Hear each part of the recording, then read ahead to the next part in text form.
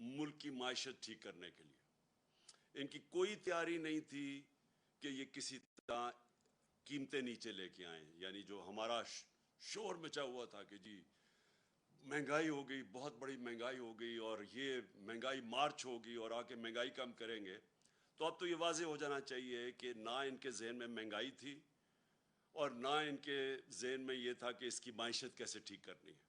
इनके सिर्फ जहन पे एक चीज़ सवार थी कि कैसे जो इन्होंने इतनी मेहनत से दूसरी बारी, पहले एनआरओ जनरल मुशर्रफ दे चुका था, माफ़ कर चुका था सारे जो उन्होंने चोरी की थी अपने 90 की दिहाई में, जब दो दो दफ़ा इनकी हुकूमतें करप्शन पे गई थी, तो वो तो माफ़ हो गई थी। इन्होंने कैसे जो पिछले 10 साल में इन्होंने मुल्क को मकरूज़ किया और ख़ुद अरबोपति बन गए और इनके बाहर पैसा बैंकों के अंदर और महलात पे, तो वो कैसे माफ़ करवाना था। तो सारी इनकी कोशिश वो थी। तो लिहाजा उसके ऊपर मैं बाद में आऊँगा, लेकिन पहले मैं सिर्फ आपको कह दूँ कि पहले तो कभी पाकिस्तान की तारीख में हमने नहीं सुना प्रोविजनल बजट। ये कभी हमने नहीं सुना कि ये कोई आर्जी बजट आ रहा है। तो इसका मतलब कि तैयारी नहीं थी और आर्जी बजट ये लेके आए थे सिर्फ खाना पूरी करने के लिए। उसके बाद इन्होंने, उससे पहले इन्होंने कीमतें बढ़ा चुके थे। आपको पता है तेल की कीमत, डीजल और पेट्रोल की कीमत और बिजली की कीमत आसमानों पे चली गई थी, जिससे बाकी सारी और कीमतें ऊपर चली गई थी। तो अब उसके बाद ये एक और बजट लेके आए। अब इस बजट में मैं सिर्फ आपको मोटी बात करता हूँ। सबसे पहले इन्होंने क्या किया? इन्होंने सबसे पहले जो आम आदमी है उसका तो माशी कत्ल कर दिया। जितनी इन्होंने कीमतें बढ़ाई हैं पेट्रोल की और डीजल की और बिजली की, ये अभी यहाँ रुकेंगी नहीं। पहले तो इतनी कभी कीमतें बढ़ी नहीं हैं। उसके बाद इन्होंने एक पेट्रोलियम लेवी लेके आए हैं जो 50 रुपए पर लीटर है। ये अब इन्होंने मजीद ये कीमत और बढ़ानी है। तो ये अभी यहाँ रुकनी नहीं है। ये अभी जब कीमतें बढ़ेंगी तो सबसे पहले याद रखें कि आम आदमी जिसके मुश्किल से आजकल की इंटरनेशनल महंगाई है, ये सब मानते हैं कोरोना की वजह से एक इंटरनेशनल आलमी महंगाई है, तो एक तो पहले वो मुश्किल में थे। अब इन्होंने जो मजीद और उनके ऊपर बोझ डाला है, पहले तो और बोझ पड़ा है और अब मजीद और बोझ पड़ेगा।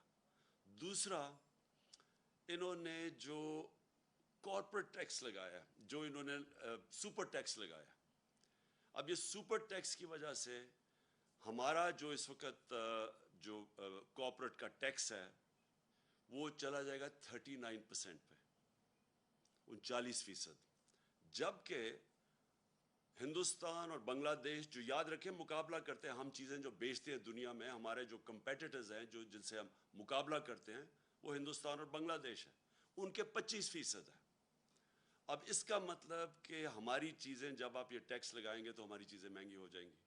ऊपर से बिजली वैसे महंगी हो गई, गैस 45% वैसे महंगी हो गई, और जो डीजल और पेट्रोल, क्योंकि डीजल इसलिए क्योंकि लोड शेडिंग इतनी ज़्यादा है, लोड शेडिंग की वजह से इंडस्ट्री को चलानी पड़ती है जनरेटर्स पे, तो वो सारा जो अब उनका जो कॉस्ट होगा, जो चीज़ें बनाने की, मैन्युफैक्चर करने की, वो महंगी हो जाएंगी। इसका असर आएगा बेरोज़गारी के ऊपर, क्योंकि सबसे ज़्यादा जो रोज़गार देती है वो इंडस्ट्री देती है। तो इंडस्ट्री के ऊपर जब टैक्स लगेगा, compete नहीं करेगी। और अभी कई इंडस्ट्रीज़ में अब बेरोज़गार करना शुरू कर दिया लोगों को, तो ये मज़ीद आगे और बढ़ेगा, ये जो इन्होंने सुपर टैक्स लगाया है।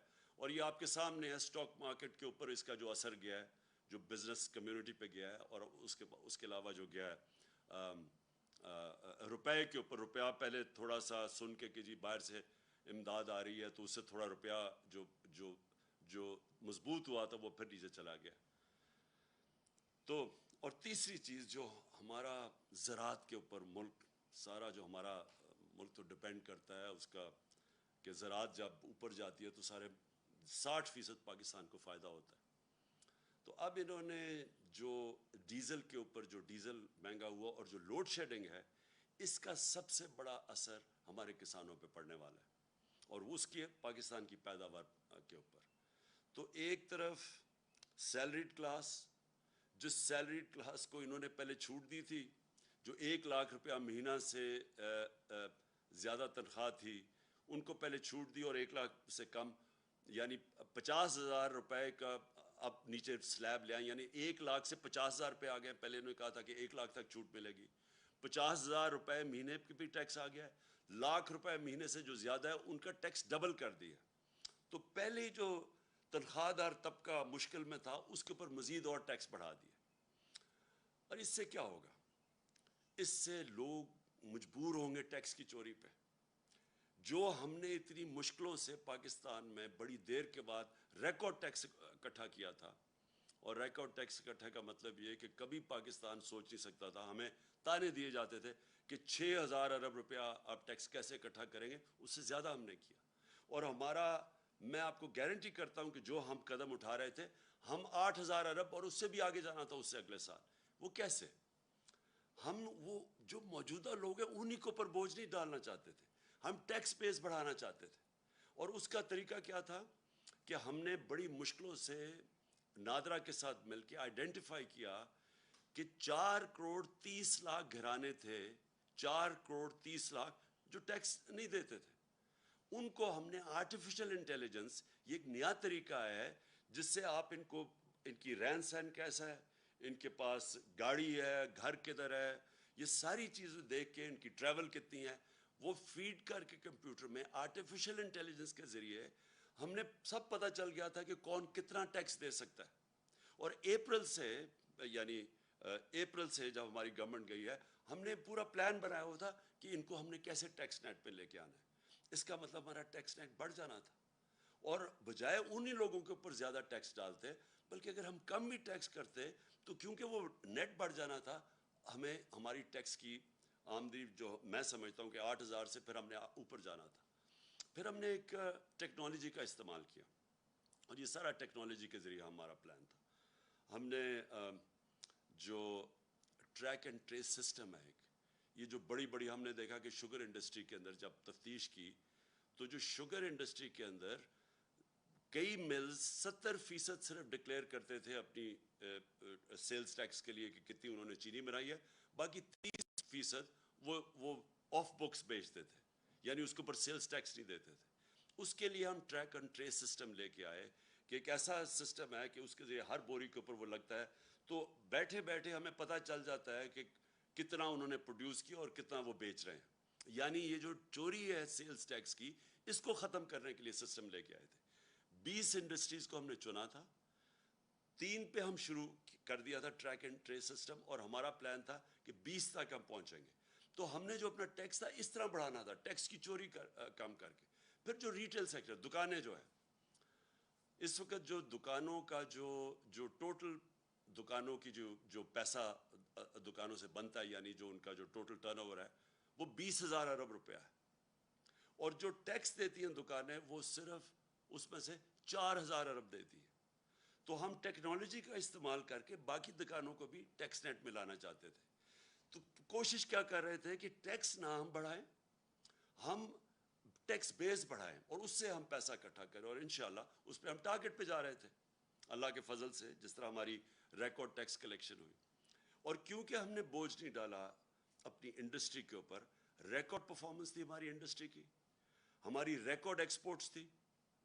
ٹیکسٹائل نے ریکارڈ ایکسپورٹس کی. ٹیکسٹائل سیکٹر جو بند ہو رہا تھا جب ہماری گورنمنٹ آئی ہے، اور پوچھ سکتے ہیں فیصل آباد میں، وہ ٹیکسٹائل میں مزدور نہیں ملتے تھے ٹیکسٹائل انڈسٹری کے لیے، اور اس لیے وہ آگے جا رہی تھی. تو انہوں نے جو اب سٹیپس لگائے ہیں، یہ جو ہماری ساری، اور زراعت میں بات کر رہا ہوں کہ ریکارڈ پروڈکشن تھی، 4.4% پہ ہماری زراعت تھی. اور یہ ساری چیزیں، یہ میں نہیں کہہ رہا، یہ پاکستان کی اکنامک سروے کے اندر تھی.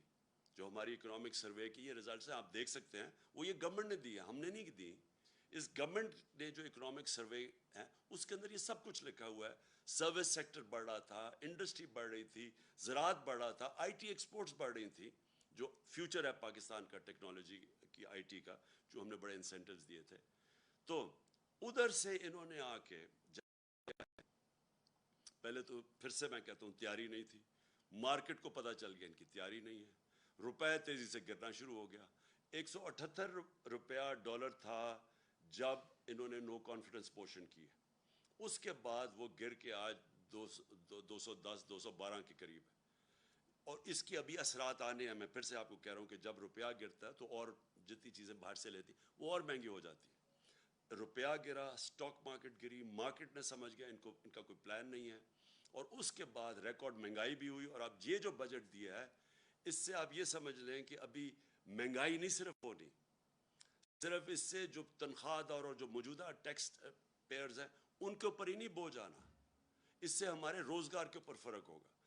یہ بھی میں آپ کو کہہ دوں کہ ہمارا جو روزگار تھا یہ پیپلز پارٹی اور نون لیگ کی حکومتوں سے سب سے بہتر پرفارمنس تھی روزگار کی. بلکہ جو ورلڈ بینک کی رپورٹ ہے، سارے بر صغیر میں کرونا کے بعد جو ملک میں سب سے زیادہ روزگار تھا یا سب سے کم بے روزگاری تھی وہ پاکستان تھا. اس سے بے روزگاری بھی بڑھے گی، اور اس سے ہماری انڈسٹری متاثر ہوگی، اس سے ہماری زراعت متاثر ہوگی، اس سے ہمارا جو سیلری طبقہ ہے اس کے اوپر بوجھ پڑے گا. اور میں جو دوسری اب میرا جو پہلو ہے اس میڈیا کا آپ سے بات کرنے کا وہ یہ ہے کہ دیکھیں، یہ تو انہوں نے بجٹ کے اندر لوگوں کے اوپر مشکلات آ گئی، لیکن جو انہوں نے جو امینڈمنٹس کی ہیں نیب کے قانون میں، آج ہم سپریم کورٹ میں وہ گئے ہیں اور چیلنج کرنے کے لیے. لیکن اگر یہ خدا نہ خواستہ، اور مجھے پورا اعتماد ہے اپنی عدلیہ کے اوپر کہ وہ یہ ظلم نہیں ہونے دیں گے پاکستان کے اوپر، کیونکہ اگر یہ کامیاب ہو گئے اس چیز پہ، میری آج ایک آپ بات یاد رکھ لیں کہ کوئی پاکستان کو دشمن کی ضرورت نہیں ہے. یہ جو کرنے جا رہے ہیں یہ ملک کی تباہی ہے. دیکھیں، میں اپنی قوم کو جب تک میں زندہ ہوں، میں نبی صلی اللہ علیہ وسلم کی جو حدیث ہے کہ تمہارے سے پہلے بڑی قومیں تباہ ہوئیں، جب بڑا ڈاکو چوری کرتا تھا تو اس کو آپ نہیں پکڑتے تھے اور صرف چھوٹے چور جیل میں جاتے تھے. یہ جو انہوں نے امینڈمنٹس کی ہیں یہ صرف اور صرف اس ملک کی تباہی ہے، کیونکہ انہوں نے چھوٹ دے دی ہے سارے بڑے ڈاکوؤں کو. آج اگر میں بڑا کرپٹ ہوں تو مجھے انہوں نے امینڈمنٹ کے ذریعے انہوں نے آج مجھے چھوٹ دے دی ہے. میں دل بھر کے ملک کو لوٹوں، لیکن مجھے جو انہوں نے قانون پاس کر دیا مجھے کوئی نہیں اب پکڑ سکے گا. صرف پکڑے جائیں گے چھوٹے چور، اور وہ چور جو بیوقوف ہیں. عقل مند چور وہ چھوٹا بھی بچ جائے گا جو انہوں نے چیزیں کر دی. میں صرف آپ کو موٹی موٹی چیزیں بتاتا ہوں کہ انہوں نے اپنی چوری بچانے کے لیے کیسے ہمارے سارے ملک کا انصاف کا نظام تباہ کیا ہے. سارا جو احتساب کا نظام ہے اس کی قبر کھود دی ہے انہوں نے. بلکہ انہوں نے پاکستان کے مستقبل کی اس کے سامنے وہ اندھیرے میں آپ. اور میں آپ کو بتاتا ہوں کیا کیا انہوں نے سب سے پہلے یہ کیا کہ اگر میں ہوں سرکاری، میں ایم این ہوں، میں وزیر ہوں، میں وزیر اعظم ہوں، میں بیوروکریٹ ہوں، میں اگر چوری کرتا ہوں اپنی پوزیشن کو، اپنی پبلک پوزیشن کو استعمال کرتے ہوئے میں چوری کرتا ہوں، میں پیسے بناتا ہوں، میں اگر وہ اپنے بیوی بچوں کے نام ڈال دیتا ہوں، دوستوں کے ڈال دیتا ہوں، رشتہ داروں کے نام پہ کر دیتا ہوں، اس نئے قانون کے مطابق مجھے کوئی نہیں پکڑے گا. یعنی آپ یہ سمجھ جائیں کہ اگر آج نواز شریف اگر وہ اپنی بیٹی کے نام پہ باہر پراپرٹیز لے لیتا ہے، آپ کوئی نہیں پوچھ سکتے. آپ بڑے بڑیاں زمینیں خرید سکتے ہیں اپنے بچوں کے نام پہ، آپ کو کوئی نہیں پوچھ سکتا، کیونکہ انہوں نے تو کہہ دیا کہ جناب صرف وہ ذمہ دار ہے، اگر میرے پاس پیسے تو میں جواب دوں. اچھا، لیکن نہ تو اچھا یہ جو فلودے والے اور یہ جو پاپڑ والے جن کے نام پہ انہوں نے بے نامی چیزیں لی تھی، یہ اب سارے پاک ہو جائیں گے اس سے. پھر اگر فیک اکاؤنٹس میں پیسہ آ بھی گیا اور پوچھ لیا ان سے، تو پوچھیں گے کیا کہ اگر مثلا 1 ارب روپیہ میرے اکاؤنٹ میں آ گیا، لیکن وہ میں نے سارا یا خرچ کر دیا یا باہر بھیج دیا یا اس سے عموماً ہوتا کیا جب آپ زیادہ پیسہ بناتے ہیں، یا یہ جو بڑے بڑے ڈاکو ہیں ان کا اصل میں نقصان کیا کرتے ہیں کیونکہ ان کی چوری زیادہ ہوتی ہے. اب شہباز شریف کی اور بچوں کی صرف جو پکڑی گئی ہے، باقی یہ یاد رکھیں یہ پکڑے گئے ہیں، جو نہیں پکڑے گئے اس کا ہمیں پتہ ہی نہیں ہے. 16 ارب روپے کے جو ایف آئی کا کیس ہے. اب یہ کیا وہ پیسہ رکھ سکتے ہیں پاکستان؟ 16 ارب کا جواب دینا پڑے گا. لہٰذا یہ ہنڈی حوالے سے باہر بھیج دیتے ہیں پیسہ. یہ جو ان کی باہر پراپرٹیز ہے آپ اندازہ نہیں لگا سکتے کتنا پیسہ باہر بھیج. اگر پاکستان میں رکھیں گے پکڑا جائے گا. یہ ہمارا ہی نہیں ہے کیس. یہ جتنے بھی ملک جن کے اندر غربت ہے, جن کو ڈیولپنگ ورلڈ کہتے ہیں, وہاں سارا ملک ان کی غربت کی وجہ یہ ہے. وہ بھی طاقتور ڈاکوؤں کو نہیں پکڑ سکتے, جس کو وائٹ کالر کرائم کہتے ہیں. ان کے پاس بھی وہ وکیل نہیں ہوتے جو ان کی وائٹ کالر کرائم پکڑ سکے. وہ بھی کیا کرتے ہیں کہ وہ بھی پیسہ چوری کیا, ملک سے باہر بھیج دیا. تو یہ جو رپورٹ ہے, یہ بھی میں بار بار لوگوں کو بتاتا رہتا ہوں کہ یونائٹڈ نیشنز کے سیکرٹری جنرل نے یہ تفتیش کروائی ہے. وہ پینل کا نام ہے فیکٹ آئی پینل. اس کے مطابق 1700 ارب روپیہ ہر سال غریب ملکوں سے جاتا ہے امیر ملکوں میں اور آف شور اکاؤنٹس پہ, اور بڑے بڑے ان کے محلات لینے کے لیے. جس طرح لنڈن میں مے فیئر کے اندر بڑے بڑے نواز شریف جن محلوں میں رہتا ہے, اس طرح ساری غریب ملکوں سے ان کے پیسے والے لوگ, ان کے وزیر, وہ سارے یہ کر رہے ہیں. اس لیے ہر سال غریب ملک غریب ہوتے جاتے ہیں, کیونکہ اس طرح کے بیٹھے ہوئے ہیں جو زرداری اور شریف, یہ ملک سے پیسہ باہر بھیج دیتے ہیں. تو اب انہوں نے کیا کیا ہے کہ پہلے تو انہوں نے کہا نا کہ جی اگر وہ مثلا پاپڑ والے کے نام یا وہ مقصود چپڑاسی کے نام پہ ہیں تو آپ پوچھ نہیں سکتے. پہلے تو یہ آ گیا. دوسری چیز کہ اگر آپ کا پیسہ باہر پڑا ہے اور آپ اس گورنمنٹ سے پوچھتے ہیں یا بینک سے پوچھتے ہیں جی بتائیں یہ پاکستانیوں کا پیسہ باہر پڑا ہے, اور وہ ہمیں بتاتے ہیں کہ ہاں جی اتنے پیسے باہر پڑے ہیں, یا فلانے آدمی کا بینک میں اتنے پیسے پڑے ہیں. اب انہوں نے قانون یہ پاس کیا ہے کہ اگر وہ کہتا ہے نا جی اس کے بینک اکاؤنٹ میں کوئی 50 ارب روپیہ پڑا ہے یا 1 ارب روپیہ پڑا ہے, تو وہ اب ایڈمیسیبل نہیں ہے, یعنی وہ عدالت میں آپ نہیں لے جا سکتے. وہ جو بھیجے گا, جس طرح مریم نواز کا انہوں نے بھیجا کہ یہ جو 4 مہنگے لنڈن کے فلیٹ ہیں مے فیئر میں, یہ جو کمپنیز کے نام پہ لیے ہوئے ہیں, وہ کمپنیز کی جو مالک کا ہے وہ مریم نواز ہے, اور وہاں کی برٹش ورجن آئلینڈ کی کمپنی نے جے آئی ٹی کو لیٹر بھیجا تھا. انہوں نے جو قانون پاس کیا ہے, اب وہ لیٹر کی کوئی اہمیت نہیں ہے, وہ ایڈمٹ ہی نہیں ہو سکتا. تو مطلب یہ ہے کہ جو اس ملک کے بڑے بڑے ڈاکو ہیں, انہوں نے صرف پیسہ ملک سے باہر بھیجنا ہے, آپ پوچھ نہیں سکتے ان کو. اگر آپ کو پتہ بھی چل جائے کہ انہوں نے یہ بڑے بڑے محلوں میں رہ رہے ہیں, آپ نہیں پوچھ سکتے ان کو, کیونکہ اپنے آپ کو اجازت دے دی ہے. تو اس کا مطلب جو چھوٹے چور, جو سائیکل چور, جو بھینس چور, یہ جو موٹر چور, یہ اس طرح کے لوگ ہی صرف پکڑے جائیں گے.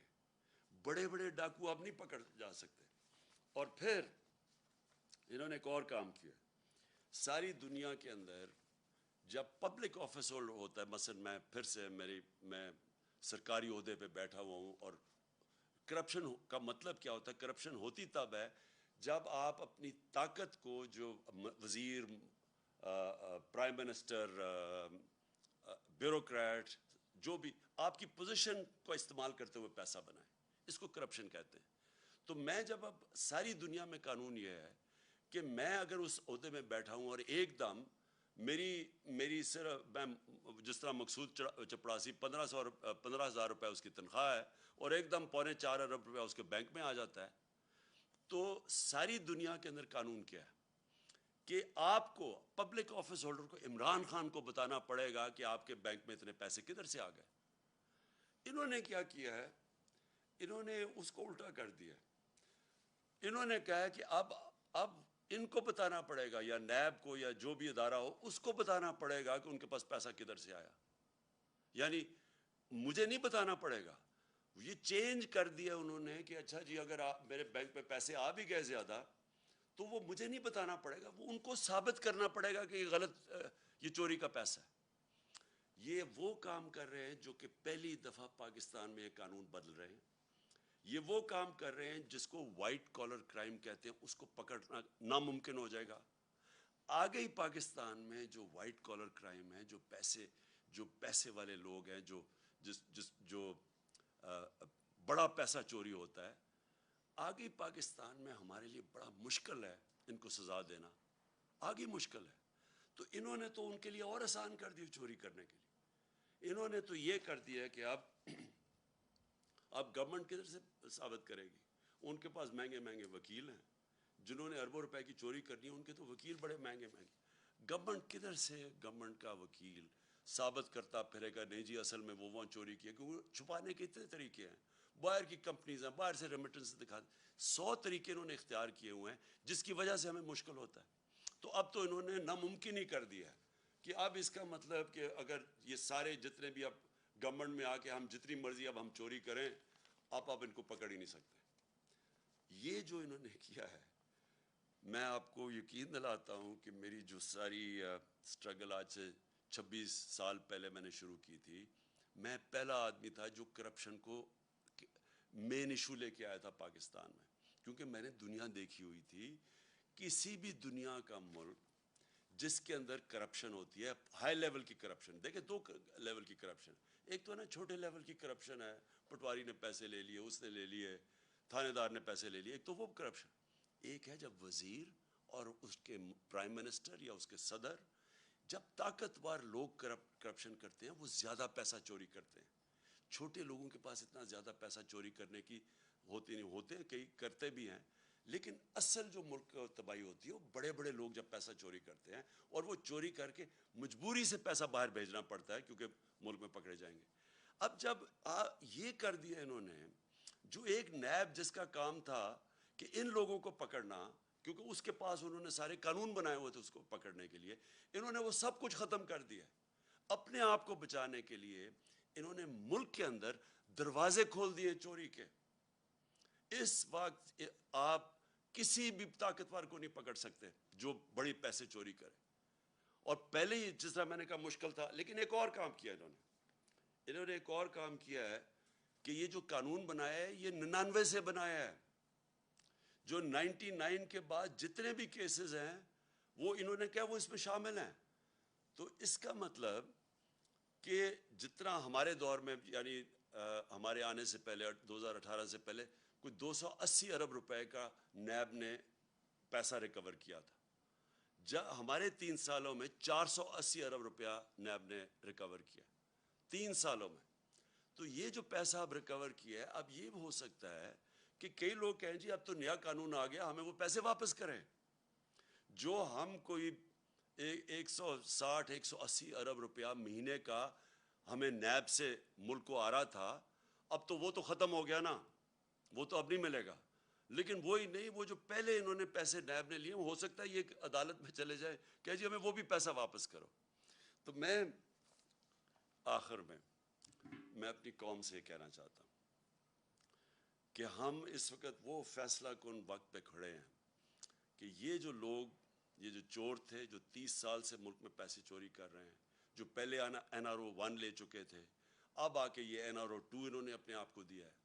हमने जिस तरह कहा सुप्रीम कोर्ट में हम चैलेंज तो कर रहे हैं, लेकिन अगर ये कामयाब हो जाते और ये कानून रह जाते, आप ये समझ जाएं कि पाकिस्तान एक बनाना रिपब्लिक बन जाएगा। अभी तो हम कहते हैं ना बनने जा रहे हैं। बनाना रिपब्लिक क्या होता है? बनाना रिपब्लिक वो होता है जिधर ताकतवर के लिए एक कानून होता है और कमज़ोर के लिए दूसरा। बनाना रिपब्लिक वो होता है जिधर रूल ऑफ लॉ नहीं होता, यानी कानून की हुक्मरानी नहीं होती, माइट इज़ राइट होती है, जिसकी ताकत वो जो मर्जी कर ले। उधर जा रहा है पाकिस्तान। एक तरफ हमने टैक्स लगा दिए लोगों के ऊपर, तनख्वाहदार लोगों के ऊपर, अपनी कॉर्पोरेट के ऊपर टैक्स लगा दिए, किसानों के और आम आदमी के लिए डीजल, पेट्रोल, बिजली वहाँ तक पहुँचा दिया है कि उनके लिए अब मुश्किल होगा गुजारा करना। दूसरी तरफ जो सबसे बड़े ताकतवर डाकू हैं इस मुल्क में, जिन्होंने 30 साल से लूट रहे हैं मुल्क को, जिनके पास अरबों रुपए की प्रॉपर्टीज बाहर हैं, उन लोगों को 1100 अरब रुपया माफ कर दिया है। टैक्स लगा रहे हैं ये, हमने कितने टैक्स 8 इन्होंने एक्स्ट्रा IMF के कहने पे टैक्स लगाए हैं। तो वो जो लोग लूट रहे थे मुल्क को, 1100 अरब रुपया उनका माफ कर दिया है इस नैब अमेंडमेंट ने। 1100 अरब रुपया। जरा जेन में डाल लें कि ये पैसा पाकिस्तान का पैसा था जो चोरी हुआ है।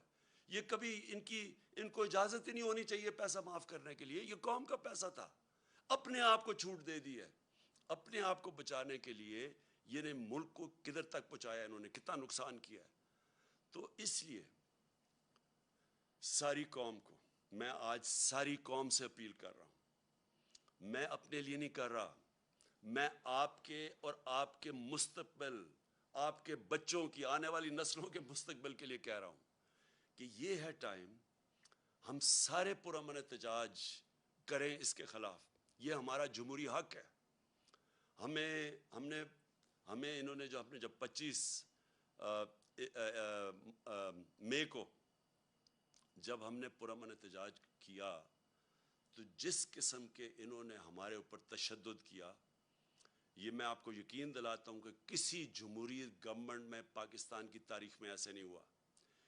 اور میں آپ کو جنرل مشرف کے مارشل لاء کو کہتا ہوں، میں نے 8 دن جیل میں گزارے تھے. میں نے اس دور میں اس طرح کا ظلم نہیں دیکھا جو انہوں نے اب کیا. اور ایسے انہوں نے ظلم کیا صرف ایک وجہ سے، کیونکہ ان کو پتہ ہے یہ سارا ایک سازش کے ذریعے آئے ہیں، ناجائز ہیں، انہوں نے چوری چھپانے آنا تھا.